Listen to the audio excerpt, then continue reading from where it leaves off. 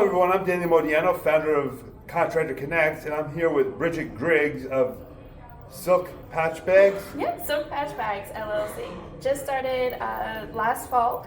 I am a big fan of slow fashion and mending and reusing because fast fashion is one of the worst polluters of the planet and one of the highest resource consuming industries. So I am fortunate to know people that are in all walks of life through an organization that I do in my copious amounts of spare time. So when you talk about fast fashion, Yeah.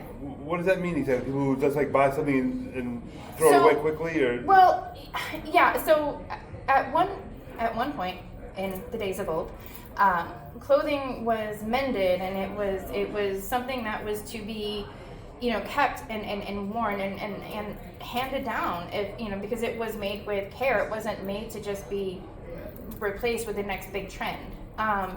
So fast fashion is, how you see something coming into one of like the box stores, and then 2 weeks later it's marked down for clearance because the next wave of things is coming. And that's actually an environmental problem. It is absolutely an environmental problem. Interesting. I've never came across that before, but I suppose there's a situation there that needs addressing. Overconsumption is an overarching problem and doesn't apply to just fashion, but it definitely, the fashion industry is one of the things that does consume the most resources, at least as of right now. So it's actually a big water drain, which is one of the biggest concerns. So that being said, I try to do what I can to make guilt-free pretty things, I guess. My friend Ruth imports saris from India, and sometimes because they're mercilessly compressed and vacuum sealed and shipped out, sometimes because of that process there is like color bleed and such, and so that kind of makes the sari less usable in its traditional fashion, because it's not just a rip that can be sewn or what have you. It's actually now like a stain, essentially. So the ones that she doesn't feel she can sell, I buy from her wholesale, and I use them to upcycle into handbags and scrunchies and reusable book covers, because even functional things like notebooks should be pretty, in my opinion. And how are you making those things? Or is it I make them all by hand myself. all by hand? Yes. Wow.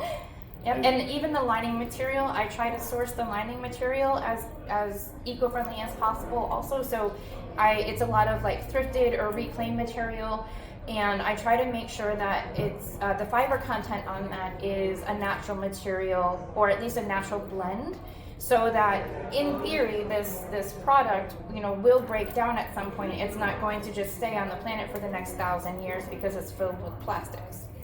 Very interesting. Mm-hmm. So I'm glad you had that to share with us today, Bridgette. It sounds very niche and very unique. It is definitely. Every one of the items I make is one of a kind, because it's, there might be some that are similar because I make a couple from the same sari, but the placement of, an embroidery design or what have you, like everything is going to be absolutely unique.